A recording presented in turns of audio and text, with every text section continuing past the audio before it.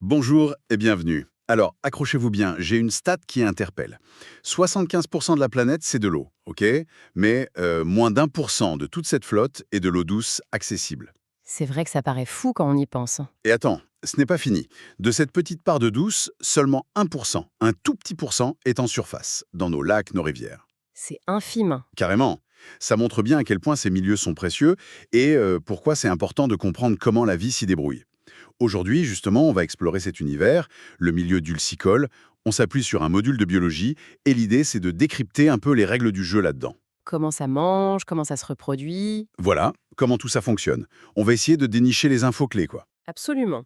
Et la première règle du jeu, si on veut, la différence fondamentale avec l'océan, c'est le sel. Ou plutôt le manque de sel. La salinité, c'est ça bien. C'est ça. Environ 1 gramme par litre en eau douce, alors qu'en mer, on est à plus de 10, voire 30, 35 grammes par litre. C'est énorme comme différence. Ah oui, d'accord. Et cette eau douce, si rare, où elle est? Principalement quand c'est dans les glaciers, presque 80%. Ah quand même. Et une bonne partie sous terre, genre 20%. Ce qui nous laisse ce fameux 1% en surface. C'est là que la vie aquatique qui nous intéresse aujourd'hui foisonne. C'est dans ce cadre qu'on va regarder l'écosystème, les êtres vivants, comment ils interagissent entre eux, et aussi avec leur milieu. L'eau, la lumière, etc. Comprendre ça, c'est crucial. D'accord, alors pour comprendre ce fonctionnement, par quoi on commence? La base de la base, c'est quoi? Alors, la base de la base, souvent on ne la voit même pas, c'est le plancton. Le plancton? Oui, le mot veut dire errant en grec.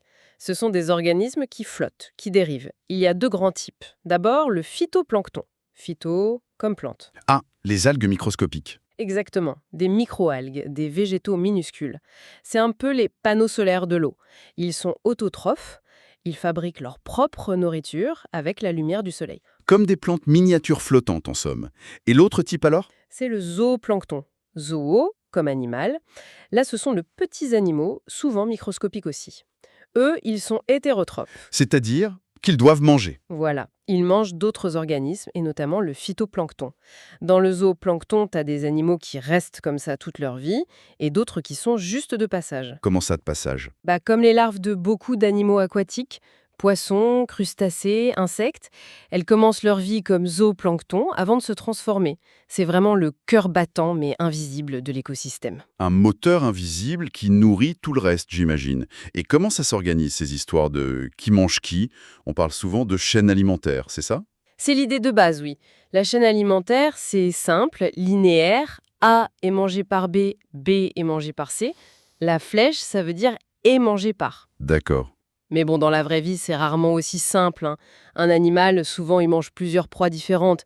Et lui-même, il peut être mangé par plusieurs prédateurs. Ah oui, c'est plus compliqué? Exactement.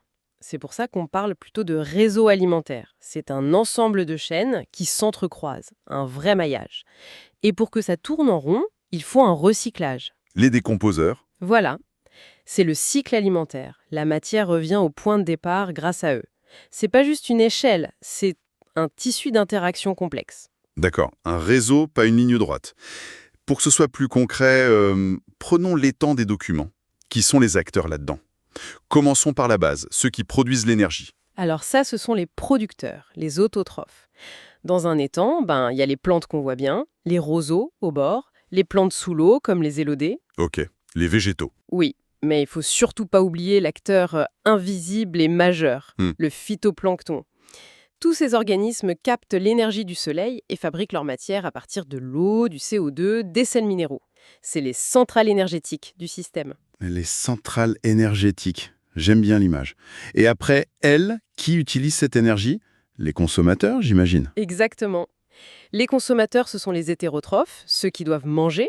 On peut les classer un peu selon ce qu'ils mangent. T'as les phytophages, les herbivores aquatiques, quoi. Comme qui, par exemple, dans l'étang? La limnée, cet escargot d'eau douce, le gamard, une petite crevette d'eau douce, ou même le tétard de grenouille au début, qui broute les algues, les plantes. D'accord, les végétariens de l'étang. Et ensuite, les carnivores? Alors, eux, ce sont les zoophages. Là, on trouve les prédateurs. Le brochet, par exemple, le cauchemar des autres poissons. Ah oui, lui. Le héron cendré, qui pêche tout ce qu'il trouve, grenouilles, poissons, écrevisses. L'hydre, ce petit truc bizarre avec des tentacules qui attrape le zooplancton. Et puis, L'euditique, Le ditique, c'est quoi ça? un gros insecte, un coléoptère aquatique. L'adulte et surtout sa larve sont de vrais chasseurs. D'accord. Et il y a ceux qui mangent de tout? Oui, les omnivores. La carpe, par exemple, qui fouille la vase et mange des larves, des plantes, des escargots. L'écrevisse aussi, elle mange des plantes, des petits animaux, des cadavres. Même le tétard, en grandissant, il devient plus carnivore. C'est là qu'on voit bien la différence entre proie et prédateur. Exactement. Le héron est prédateur de la grenouille. Mais la limnée, elle se fait manger par plein de monde. Héron, ditique, carpe. Mais elle chasse personne. C'est une proie typique. C'est un sacré réseau quand même. Mais tu parlais de cycle. Qu'est-ce qui ferme la boucle? Parce que tout ce monde finit par mourir, non? Et oui, c'est là qu'arrive le dernier groupe, super important mais souvent oublié. Les décomposeurs. Les recycleurs. C'est ça. Quand les plantes, les animaux meurent, ou même leurs déchets, leurs excréments, tout ça tombe au fond. Et là, une armée de microbes, des bactéries, y compris le bactérioplancton dans l'eau, et des champignons microscopiques, s'attaquent à cette matière organique. Et ils en font quoi? Ils la décomposent en éléments simples, surtout en sels minéraux, comme les nitrates, les phosphates. Et ces sels minéraux, devine quoi? C'est la nourriture des producteurs. Ah, la boucle est bouclée? Exactement. Les plantes absorbent ces sels minéraux pour grandir. Sans les décomposeurs, tous ces nutriments resteraient coincés dans les cadavres et les plantes n'auraient plus rien à manger. Le système s'arrêterait.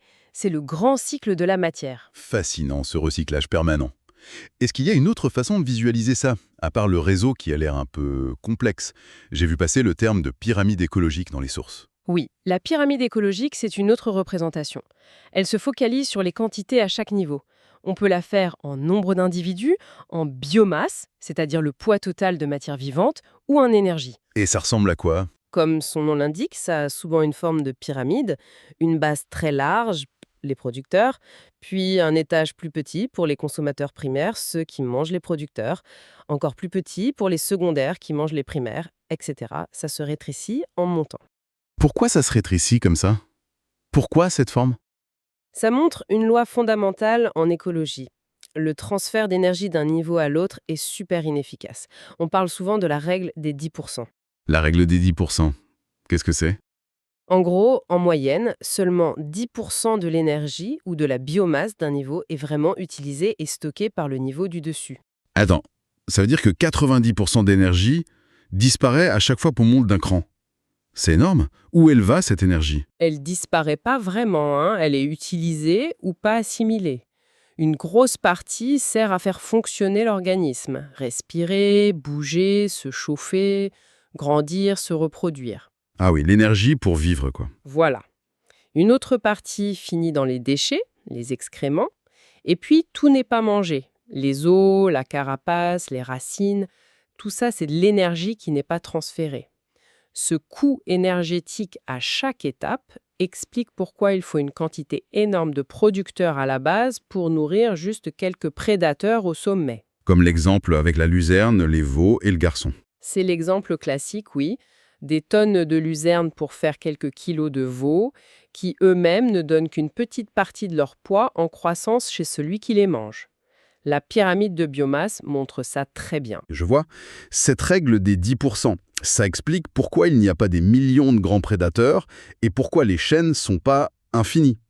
Ça donne aussi l'impression que c'est un équilibre assez fragile, non? On touche à un niveau. Exactement. C'est un équilibre dynamique mais précaire. Imagine qu'une maladie tue plein de brochets. Les super prédateurs de l'étang, qu'est-ce qui se passe? Ben, moins de brochets, donc plus de poissons qu'ils mangeaient, les consommateurs secondaires. Voilà, leur population pourrait augmenter. Et s'il y a plus de consommateurs secondaires, Ils vont manger plus de consommateurs primaires, le zooplancton, les petits trucs. ils vont diminuer. C'est ça. Et si les consommateurs primaires diminuent? Alors ils mangent moins de phytoplancton, qui pourrait se mettre à proliférer. T'as tout compris. C'est l'effet cascade ou l'effet domino. Une perturbation à un endroit peut secouer toute la pyramide, parfois de façon surprenante. Ça montre bien à quel point tout est lié. Et cette structure en pyramide, elle a d'autres conséquences. J'ai vu un truc assez inquiétant dans les sources sur l'accumulation de toxines. Ah oui, ça c'est l'autre face moins sympa de la pyramide, la bioaccumulation ou bioconcentration. C'est-à-dire? Imagine qu'il y a un polluant dans l'eau, un pesticide, un métal lourd, même à dose très faible, si les organismes l'absorbent et ne peuvent pas s'en débarrasser, il va s'accumuler dans leur graisse, leur tissu. Ok. 0,4 ppm, la truite mange les éperlans, 4,83 ppm, et au sommet, le goéland qui mange plusieurs truites. Il doit atteindre des niveaux énormes. Exactement, 124 ppm dans l'exemple. La concentration explose à chaque niveau trophique. C'est terrible. La même structure qui limite le nombre de prédateurs les rend aussi hyper vulnérables à la pollution qui s'accumule depuis la base. C'est tout à fait ça. Ce phénomène de bioamplification touche surtout les organismes en haut de la chaîne alimentaire. C'est un vrai problème pour la santé des écosystèmes aquatiques. C'est clair. Un point super important. Bon, changeons un peu de sujet, tout en restant dans les fonctions vitales. La reproduction. Comment ils font pour avoir des petits, ces organismes aquatiques? Alors, en gros, il y a deux grandes stratégies. La première, c'est la reproduction asexuée. Un seul parent suffit, et les petits sont des copies conformes, des clones. Comme l'hydre qui bourgeonne. Exactement. Une petite hydre pousse sur le côté et se détache. C'est rapide, efficace, surtout quand tout va bien dans l'environnement. Simple et direct. Et l'autre stratégie? C'est la reproduction sexuée. Là, il faut deux parents, un mâle et une femelle. Chacun produit des cellules spéciales, les gamètes. Spermatozoïdes pour le mâle, ovules pour la femelle. Produit par les testicules et les ovaires. C'est ça. La rencontre et la fusion d'un spermatozoïde et d'un ovule, ça s'appelle la fécondation. Ça donne un œuf qui est le point de départ d'un nouvel individu, unique génétiquement, un mélange des deux parents. D'ailleurs, l'hydre, elle est maligne, hein, elle peut faire les deux, asexuée et sexuée, selon les conditions. Belle adaptation. La reproduction sexuée, ça a l'air plus compliqué, surtout dans l'eau. Comment ça se passe concrètement? J'imagine que c'est pas facile pour des cellules microscopiques de se trouver dans un lac ou une rivière. C'est là qu'on voit deux approches très différentes dans l'eau. La première, c'est la fécondation externe. Les mâles et les femelles lâchent leurs gamètes, hop, directement dans l'eau. Dans l'eau? Mais comment ils se rencontrent? Au pif, c'est le hasard des courants. C'est ce que font beaucoup de poissons, les grenouilles aussi, et les crevisses dans nos exemples. Mais ça a l'air hyper aléatoire. Ça doit pas marcher souvent. C'est une vraie loterie, oui. Pour compenser les pertes énormes, les gamètes qui se perdent, qui se font manger, les œufs dévorés, les larves qui survivent pas, la solution, c'est le nombre. Ces espèces produisent des quantités astronomiques de gamètes ou d'œufs, des millions, parfois des milliards. Une stratégie de masse, quoi. C'est ça, on appelle ça une stratégie R. Beaucoup de descendants, mais peu de soins individuels. C'est adapté à un environnement risqué. Ok, la stratégie du nombre. Et l'autre approche, c'est quoi? C'est la fécondation interne. Là, il y a un accouplement. Le mâle dépose ses spermatozoïdes directement dans le corps de la femelle. La fécondation se fait à l'abri. Ah, c'est plus sûr, j'imagine. Beaucoup plus matin. C'est le cas du dithyque, notre coléoptère aquatique. Le taux de succès de la fécondation est bien meilleur. Du coup, pas besoin de faire des millions d'œufs. Le dithyque, il pond juste quelques œufs. 3 à 10 d'après les sources. Si peu. Oui, mais ils sont souvent pendus dans des endroits protégés, par exemple cachés dans des tiges de plantes. C'est une stratégie K. Moins de descendants, mais mieux protégés. Un investissement plus ciblé. Moins de quantité, plus de qualité ou de protection, en quelque sorte. D'accord. Et une fois que l'œuf est formé, fécondé, il se passe quoi? Chez tous nos exemples, poissons, dithyques, écrevisses, l'œuf est pondu dehors, dans l'eau ou sur un support. On dit qu'ils sont ovipares. L'embryon se développe dans l'œuf. Et quand ça éclot? Alors là, deux possibilités. Soit le petit qui sort ressemble déjà à l'adulte, en plus petit, c'est le développement direct, soit il sort sous une forme très différente, une larve, et il devra passer par une transformation, une métamorphose, pour devenir adulte. C'est le développement indirect. Des exemples. Le poisson, l'œuf éclos, ça donne un alevin. C'est une larve, souvent avec un petit sac de nourriture attaché, le sac vitellin. Il ressemble déjà un peu à un poisson, mais il va grandir et changer. D'accord. Et pour le développement indirect? Le dithyque, c'est spectaculaire. De l'œuf sort une larve aquatique très agressive qui ressemble pas du tout à l'insecte adulte. Cette larve va grossir, puis se transformer en nymphe, un stade immobile, et enfin métamorphose complète pour donner l'adulte ailé. Incroyable. Et pour grandir, ceux qui ont une carapace comme l'écrevisse, ils font comment? Ils mutent. Comme leur armure externe, l'exosquelette ne grandit pas. Ils doivent s'en débarrasser quand elle devient trop petite et en fabriquer une nouvelle plus grande. Du coup, leur croissance n'est pas continue, elle se fait par étapes, par sauts.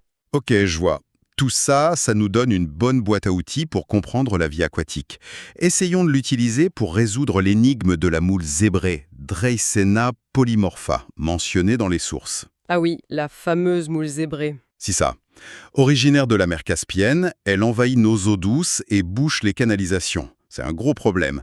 Comment on explique un tel succès avec ce qu'on vient de voir? C'est un cas d'école, vraiment. On peut analyser son succès point par point avec nos concepts. Premièrement, la nutrition. Qu'est-ce qu'elle mange? C'est un filtreur hyper efficace. Elle pompe l'eau et elle mange plein de particules différentes qui flottent, surtout le phytoplancton. Elle est hétérotrophe et pas difficile du tout, opportuniste. Ok, elle trouve à manger facilement. Ensuite, Deuxième point, crucial pour une espèce invasive. Là où elle arrive, dans nos lacs et rivières, elle a quasiment pas de prédateurs naturels. Personne pour la manger en quantité suffisante. le réseau alimentaire n'est pas adapté pour la contrôler. Exactement. Elle mange bien et personne la mange. Ça aide, forcément. Et la reproduction, j'imagine qu'elle est efficace aussi. Efficace, c'est le mot. Elle utilise la fécondation externe, la stratégie loterie, mais en version puissance 1000. Une seule femelle peut pondre jusqu'à 1 million d'œufs par an. 1 million. Par an, Par femelle. oui. C'est énorme. Imagine des millions de moules qui font ça. Ça fait des milliards et des milliards d'œufs lâchés dans l'eau chaque année. La stratégie du nombre poussée à son maximum. Ouais. Et comment tous ces œufs arrivent à coloniser partout? Grâce aux larves. Après la fécondation dans l'eau, l'œuf donne une larve microscopique, la larve véligère. Elle fait partie du zooplancton. Ah, elle flotte. Voilà, elle flotte et dérive avec les courants pendant des semaines. C'est le stade parfait pour la dispersion. Elle voyage sur de longues distances, atteint de nouveaux endroits et surtout, elle est assez petite pour passer à travers les grilles des prises d'eau des usines ou des centrales. Le voilà, le lien avec les tuyaux bouchés. Ouais. Elle rentre comme larve microscopique. Précisément. Et le dernier point, le développement. Après sa vie de plancton, la larve cherche un endroit dur pour se fixer. Et elle se métamorphose en petite moule adulte. Et qu'est-ce qui est dur et disponible dans une canalisation? Les parois des tuyaux, elles s'y accrochent avec des filaments, le byssus. Elles grandissent là, et comme elles sont des millions, elles finissent par former des couches super épaisses, les unes sur les autres, et ça finit par boucher complètement le tuyau. C'est la combinaison de tout ça. Exactement. Alimentation facile, pas de prédateurs, reproduction massive, dispersion par les larves et fixation sur les supports durs. C'est ça qui fait d'elle une envahisseuse redoutable et un vrai casse-tête pour nos installations. C'est une démonstration parfaite de comment la biologie d'une espèce explique son impact. Pour résumer un peu notre exploration d'aujourd'hui, on a vu que ces écosystèmes d'eau douce sont vraiment régis par des flux d'énergie qui mangent qui, l'énergie qui circule et qui se perd dans les pyramides, et par des stratégies de reproduction hyper adaptées à ce milieu aquatique. Des stratégies pour survivre et se perpétuer. C'est ça. Et on a vu aussi que tout cet équilibre est quand même fragile. Il suffit de pas grand-chose pour le perturber, que ce soit une espèce invasive comme la moule ou des polluants qui s'accumulent dangereusement en haut des chaînes. C'est une question de flux et de renouvellement, mais dans un équilibre délicat en fin de compte. Tout à fait. Et pour ouvrir un peu, c'est fascinant de se dire qu'une simple goutte d'eau peut contenir tout un monde, un mini-écosystème, avec ses producteurs, ses consommateurs, ses décomposeurs, un vrai microcosme. Ça nous laisse peut-être avec une dernière question, juste pour la curiosité. La nature a inventé tellement de solutions différentes pour vivre dans l'eau.